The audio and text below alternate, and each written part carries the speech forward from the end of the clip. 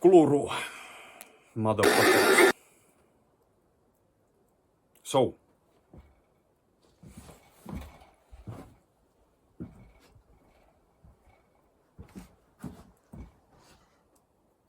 At least for me, the last video was pretty rough to listen. That English stutter and my pronunciation. Yeah. How do I say words? Yeah, that's better. So I made little script. Maybe it's easier to speak this non-Uralic language then. Yeah.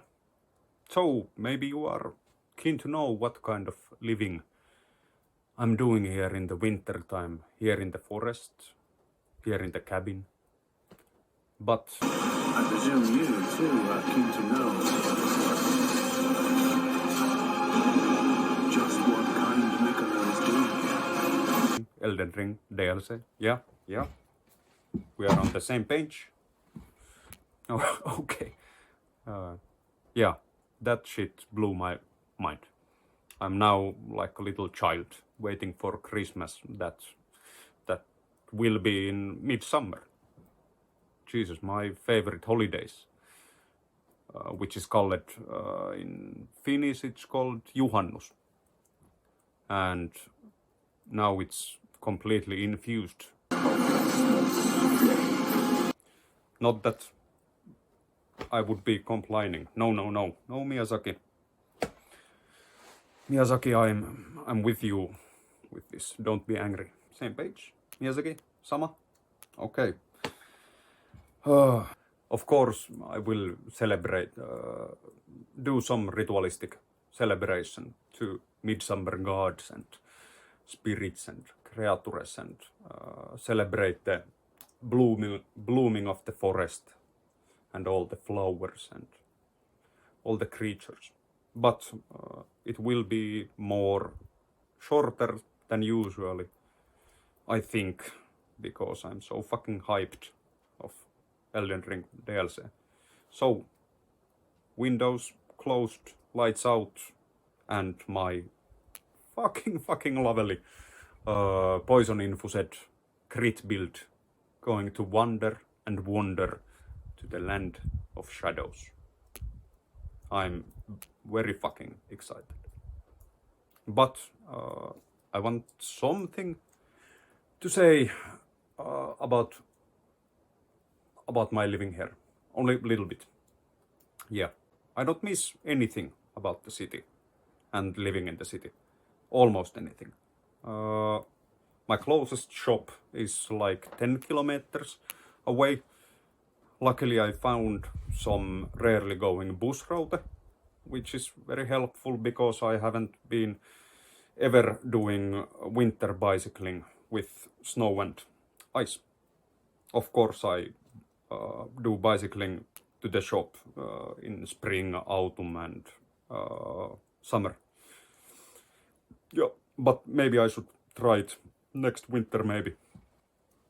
Sometimes it gets a little bit lonely. Although you can't be lonely in forest, I think you can't be lonely anywhere. You just can feel it. There is always somebody present. Here in forest, of course, we have all the little birds, all the forest mouses, deers, trees, all the gnomes, all the different gnomes, all the spirits. And yeah, of course, in summertime there is way much more visible life. But of course, you are not alone here. But sometimes you miss human connection more, seeing someone. But of course I got visitors here and sometimes I go to the city. But nowadays I just don't fucking want to go there. It's only a couple of days and I will get very depressed and full of anxiety. At least those two. And fucking angry also. Yes. about the animals. I think I'm pretty fucking certain, and that I heard lynx howling quite near. One time when I was in the forest doing woodwork, I heard it over the lake. Some other day too, but it was very, very, very beautiful to heard it such close. It made my day, and maybe that is one of the best moments here in the winter. It was very, very touchable. Touched my heart, that moment. Only seen one or twice I have seen squirrel. This is very hard to say. Squirrel. Hopefully you can understand what animal I'm talking about. The animal with the curvy tail, and it goes to the trees and goes on the ground, and very free-spirited animal. I fucking love it. The coldness, of course, yeah. It's not so bad. I think you will too get used to it, because if you try, because I was never fond of cold weathers. Actually, I hated them. But now when I live here, when I'm some days, most of the day outside, like in some -10 between -20 Celsius, you get used to it. And when it's very cold, something like -20 Celsius, and that is not so very cold, there is very much colder place also where people are living. After those cold nights, the indoor temperature is, when I wake up, it's something like +5 Celsius or 7 maybe. But that is not so bad. You just put wood in the fireplace, grab some coffee, maybe some cigarettes if you will, go close to the fireplace and just watch the fire and hear the crackling sound of the wood. I think living fire is the very soul of the home, idea of home, and I think being close to that, even when it not still cannot warm the whole place, like in the morning, the first 30 minutes and more, it's still very warming. It's soul warming, and that is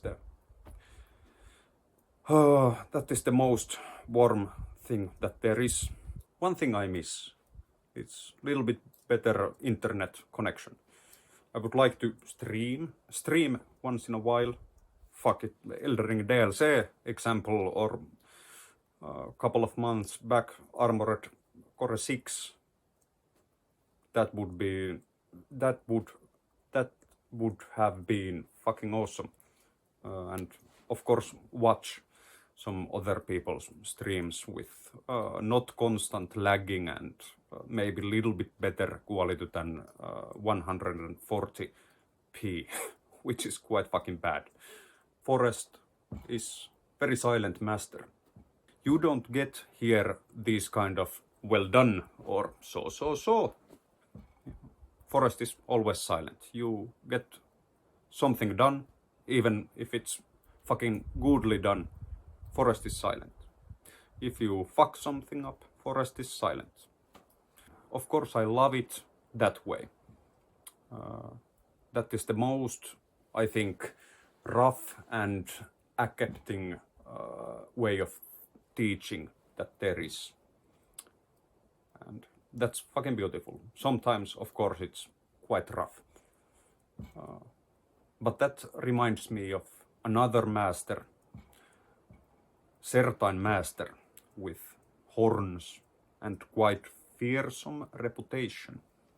And that reminds me of Mesmer.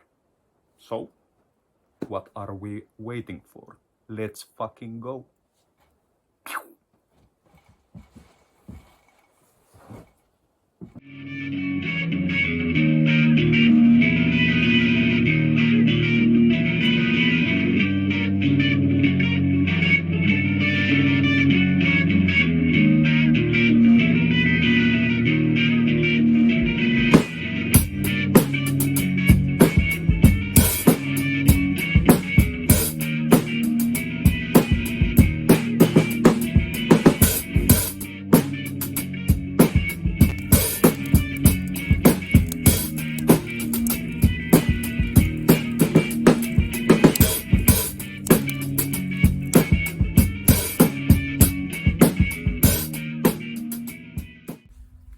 Okay, here we go. Bear in mind that this is speculation and mostly hype. I just want to be part of the community because I fucking love you guys, and this is very fun to make. Okay, let's get started. Mesmer is the third child of Marika and Radagon, so he, or maybe it, is also product of God making love to itself. Like Malenia, and I presume this will also be case with Miguella and Mesmer, they are both depicted like this way. He will be more a force of nature than human, more like an archetype than person. Every demigod child that has some humanish blood in itself, children with Godfrey or Rennala, are more human-like than Malenia, Miguella and Mesmer. Human-like also contains Morgoth and Moog, because Crucible doesn't make you more like spirit than person. Maybe individual or person would be more accurate word than human-like. I hope that even with my somewhat bad English you can understand what I'm meaning. In Haligtre we can see statues where there is motherly figure, maybe it is Marika, I don't know, holding two children, but the left hand path anyone, of the motherly statue is also reaching something, like there should be third child. We have hopefully both our hands still intact, so there is no need to give yourself to only one of those, left hand path and right hand path.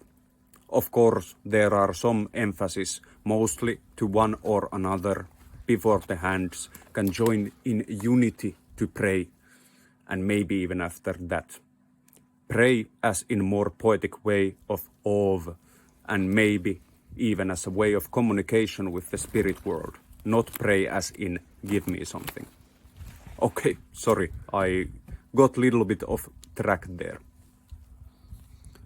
Mesmer clearly has characteristics with dragon heart eating cultists, Mesmer eyes and the armor or his body with dragon-like wings, and, at least seen as and weaved in lands between, blasphemous snakes. And we also have black-infused fire, which could indicate some connection between Mesmer and Godskins. Guelag / Xingenue, sorry if I butchered that word, pointed out in one of her streams connection between Marika's impalement and Mesmer spear. And of course the given name Mesmer, the Impaler. She pointed out the possible similarities with Mesmer spear and spear of Longinus, the spear that impaled Christ when he was hanging and having the time of his life on a cross. And I must say, I'm a lurker, love your content and wholesomeness. Thank you for that, Guelag. Hopefully you are doing well.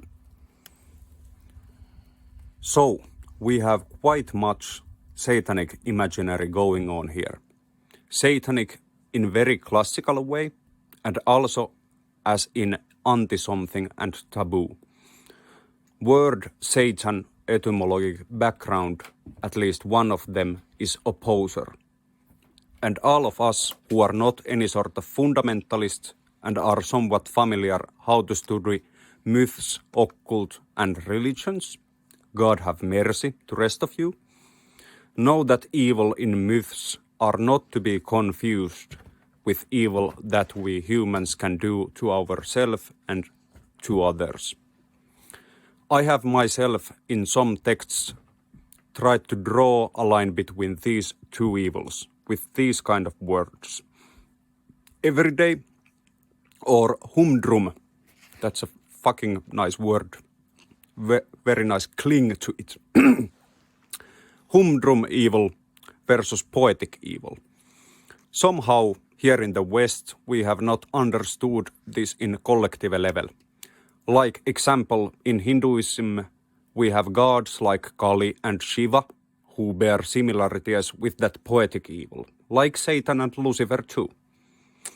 Kali, who will slice your head off, is not seen as humdrum evil. That is seen as an act of the world of spirits, soul and mind. So, I mean, it can truly happen without it having to manifest same way in physical life. None or less, that is still true event. And I would even say that is more true than our humdrum life, if we want to view these worlds separately, but that is a long and more specific subject. Poetic evil can be rough to our pitiful yet cute little human lives, but it doesn't bear any kind of ill will. You could say it is more closer to spirit world, or maybe to be more precise, it reveals rapidly something still unknown, and that's why it can crumble everything that we have built, everything we clung into. Of course, this line from trailer, those stripped of the grace of gold shall all meet death in the embrace of Mesmer's flame, has some fundamentalist feeling to it. But maybe there is also something else there. Maybe that is referring to cleansing and purifying flames of hell, and eventually purgatory. Hell is you still clinging to something, and that is suffering. But purgatory is already some kind of realization and ecstasy of truly letting go.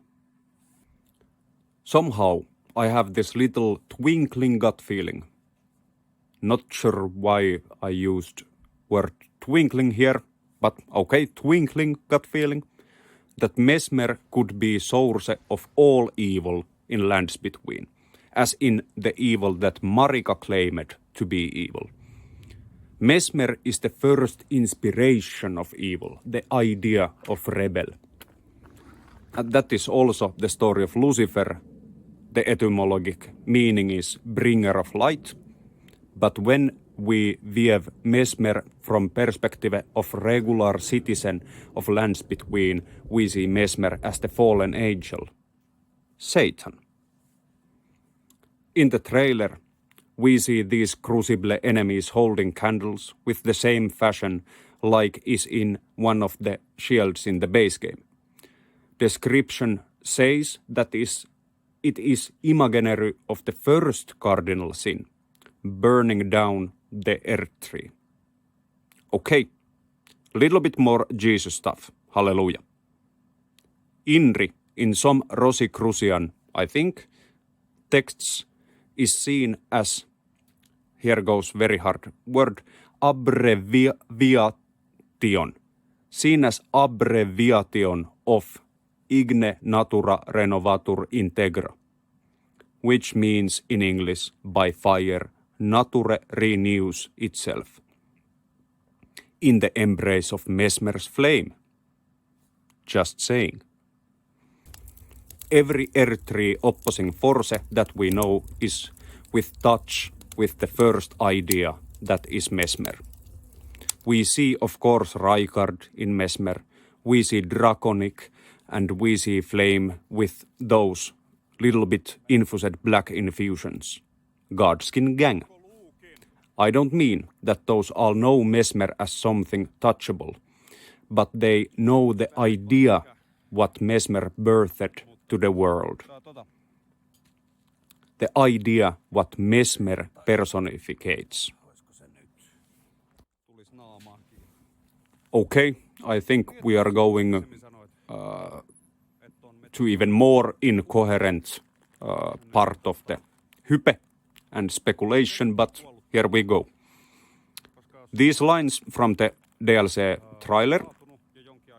Okay, I wrote this down when the internet connection was fucking shit, so these come from my memory. But I think you still know which lines I'm referring. Here blood must spill, the blood of your fellows, the Erdtree faithful. And they were never saints. They just happened to be on the losing side of a war. The first line emphasizes that this DLC happens in a place somewhat opposite to Erdtree idealism. And maybe? Okay, this came to me when I was quite fucking drunk and the sun was already high up, so it was, late night. But I just want to say this because it was so, I felt it there. The 4 NPCs that we see same moment with the first line maybe are some kind of key figures to the DLC story. Okay. The second line, I just somehow really want that it refers to Marika and her army. That would lead to some very fruitful theories.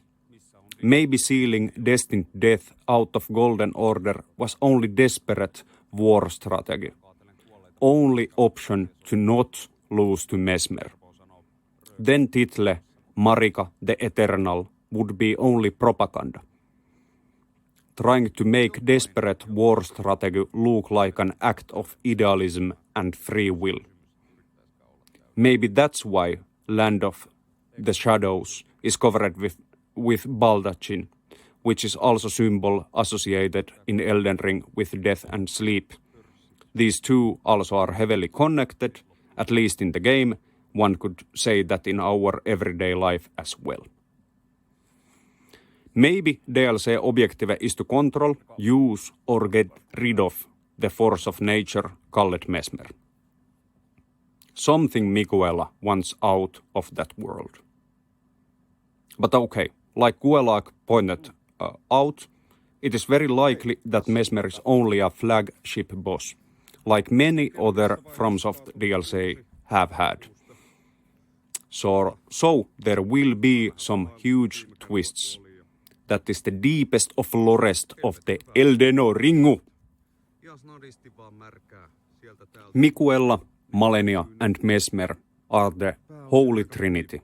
Okay, now I'm just surfing with the flow right now. No reason, no sense, just go! But Melina is still mystery and very personal character to us players. I hoped with the Frenzied Flame ending that there would be secret Melina boss. And that was my first playthrough, because I didn't manage to stop Fia's death, and that's why my character and especially me were very sad, so we got crazy.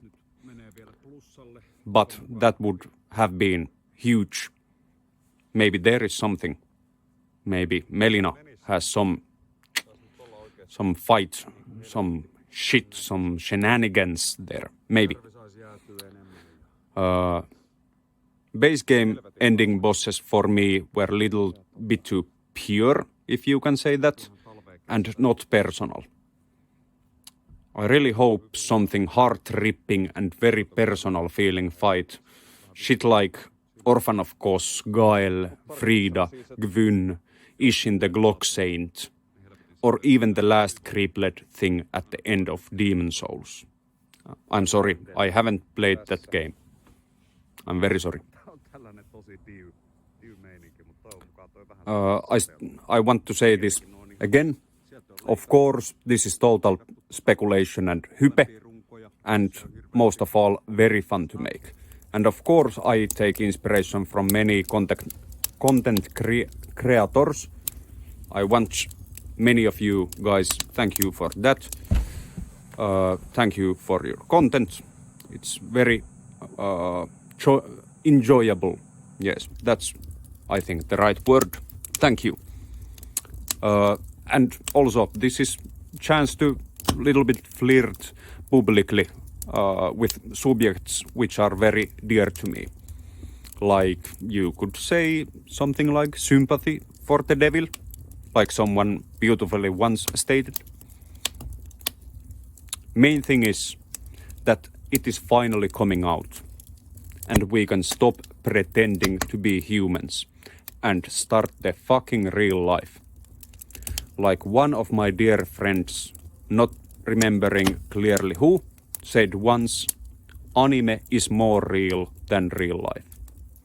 Same goes to every kind of fantasy thing that resonates truly with you, with your heart and soul. Thank you for watching. Peace.